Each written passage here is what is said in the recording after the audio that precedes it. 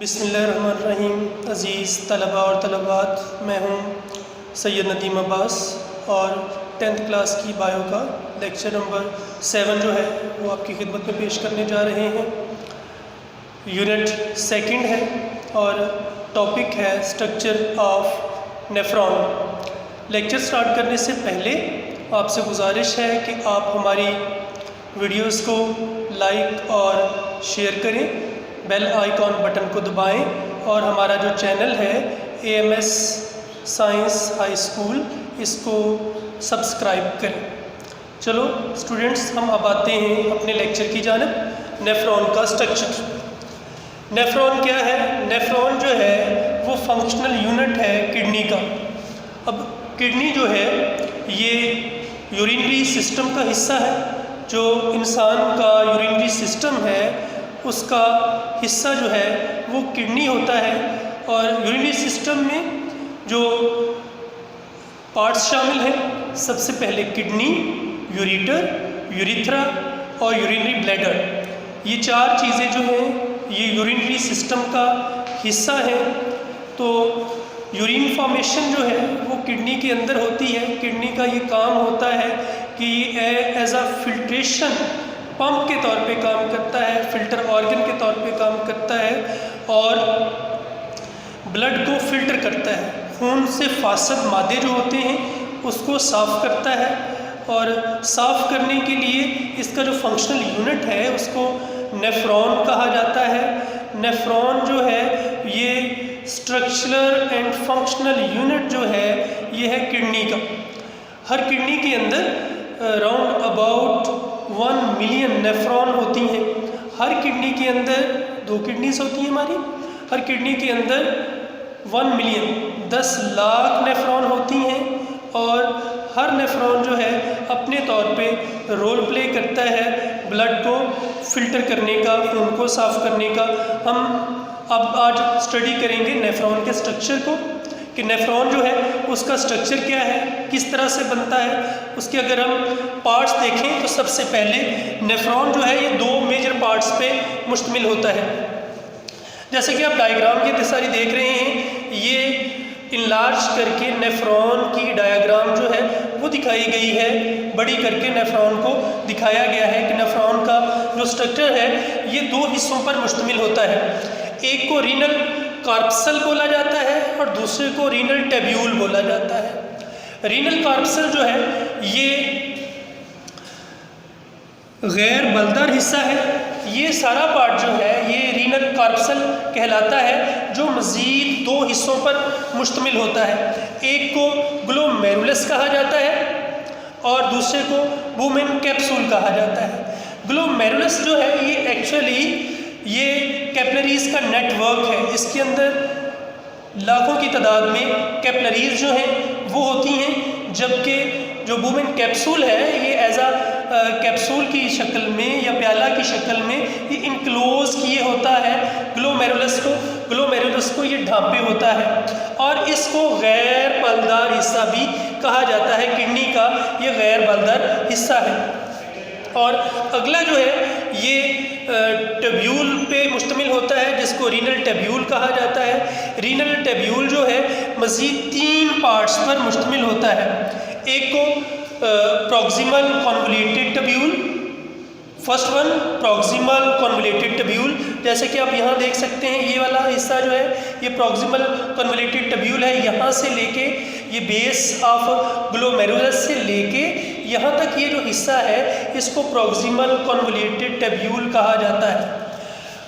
इसको proximal convoluted tubule क्यों कहा जाता है? प्रॉक्सी का मतलब होता है near the base, near the attachment. Convoluted पेचीदा, टेब्यूल नाली। इसका मतलब ये हुआ ये इस किस्म की नाली है जो पेचीदा है और ये बेस से के पास मौजूद है। बेस से मुराद ये है कि ये इसका जो रीनल कॉर्पसल वाला पार्ट है ये इसके साथ जुड़ी हुई है, इसलिए इसको प्रॉक्सिमल कहा जाता है। प्रॉक्सिमल का मतलब होता है नियर द बेस और कन्वोल्यूटेड पेचीदा, टेब्यूल नाली। इस तरह से ये बन गया प्रॉक्सिमल कन्वोल्यूटेड टेब्यूल, ऐसी नाली जो बेस के पास हो। देन है लूप ऑफ हेनले। हेनले एक साइंटिस्ट थे, उन्होंने इसको डिस्कवर किया था। इसकी वजह से इसका नाम जो है लूप ऑफ हेनले है, क्योंकि इसकी साख जो है, इसकी जो शेप है ये लूप की शक्ल होती है, इसलिए लूप कहते हैं बल को, बल की शक्ल में होती है, तो इसलिए इसको कहा जाता है लूप ऑफ हेनले। हेनले जो है वो साइंटिस्ट का नाम था जिसने डिस्कवर किया, उसके नाम से इसका नाम जो हो गया वो लूप ऑफ हेनले हो गया। और ट्यूब्यूल फॉर्म का जो आखिरी पार्ट है जिसको डिस्टल कॉन्वोल्यूटेड ट्यूब्यूल कहा जाता है, ये जो है ये ओरिजिनेट होता है soon after the loop of Henle. Loop of Henle जो है उसको थोड़ा सा और पहले हम डिस्क्राइब कर लेते हैं। लूप ऑफ हेनले के भी दो पार्ट्स हैं, एक को डिसेंडिंग लिम्ब बोला जाता है और एक को असेंडिंग लिम्ब बोला जाता है। डिसेंडिंग और असेंडिंग लिम्ब से क्या मुराद है? लिम्ब जिस तरह के हम कहते हैं टांग को बोला जाता है, लेकिन यहाँ इससे मुराद होगी इसकी शाख, इसकी वो शाख जो ऊपर से नीचे की तरफ आए उसको डिसेंडिंग, क्योंकि इसमें जो सारा मटेरियल होता है वो ऊपर से नीचे की तरफ आता है, इसलिए इसको कहा जाता है डिसेंडिंग लिम्ब। डिसेंडिंग लिम्ब इसको कहा जाता है डिसेंडिंग लिम्ब। ये वाला जो पार्ट है ये डिसेंडिंग लिम्ब है, जबकि ये वाला जो पार्ट है जहाँ से जो मटेरियल है ऊपर की तरफ जा रहा है डिस्टल कन्वोल्यूटेड ट्यूब्यूल की तरफ, इसको असेंडिंग लिम्ब बोला जाएगा। असेंडिंग का मतलब होता है ऊपर की तरफ जाना और डिसेंडिंग का मतलब होता है नीचे की तरफ आना। छोटी क्लासेस में आप असेंडिंग ऑर्डर और डिसेंडिंग ऑर्डर्स के मुतल्लिक भी पढ़ चुके हैं। तो यहाँ इसका वो हिस्सा जिसमें जो फिल्ट्रेट है वो नीचे की तरफ आता है उसको डिसेंडिंग लिम्ब बोला जाता है, जिसमें ऊपर की तरफ जाता है उसको असेंडिंग लिम्ब बोला जाता है। और आगे फिर जो है ट्यूब्यूल का वो हिस्सा जो बेस से दूर है उसको डिस्टल कन्वोल्यूटेड ट्यूब्यूल कहा जाता है, इसीलिए इसको डिस्टल कन्वोल्यूटेड ट्यूब्यूल कहा जाता है। डिस्टल का मतलब होता है रिमोट, डिस्टल के लफ्ज़ी मानी होते हैं रिमोट के, रिमोट का मतलब होता है दूर। ऐसा हिस्सा जो बेस से दूर होता है उसको कहा जाता है डिस्टल कन्वोल्यूटेड ट्यूब्यूल। तो इस तरह से ये हमने इसके जो बालदार नाली है इसके तीन पार्ट्स पढ़े, प्रॉक्सिमल कन्वोल्यूटेड ट्यूब्यूल पढ़ा, लूप ऑफ हेनले पढ़ा और डिस्टल कन्वोल्यूटेड ट्यूब्यूल पढ़ा। अब डिस्टल कन्वोल्यूटेड ट्यूब्यूल जो है ये जाकर कलेक्टिंग डक्ट में खुलती है। एक ऐसी नाली होती है जिसमें जाकर ये काफ़ी ज़्यादा, ये देखिए यहाँ से ये शाखें ये शो कर रही हैं, यहाँ से नेफ्रॉन का ये वाला जो पार्ट है ये सारा इसके अंदर आ रहा है। बहुत सारी नालियाँ एक कलेक्टिंग डक्ट में खुलेंगी और कलेक्टिंग डक्ट जो है वो एक पेपिलरी डक्ट में खुलेगी और बहुत सारी सैकड़ों जो कलेक्टिंग डक्ट हैं वो पेपिलरी डक्ट बनाएंगी।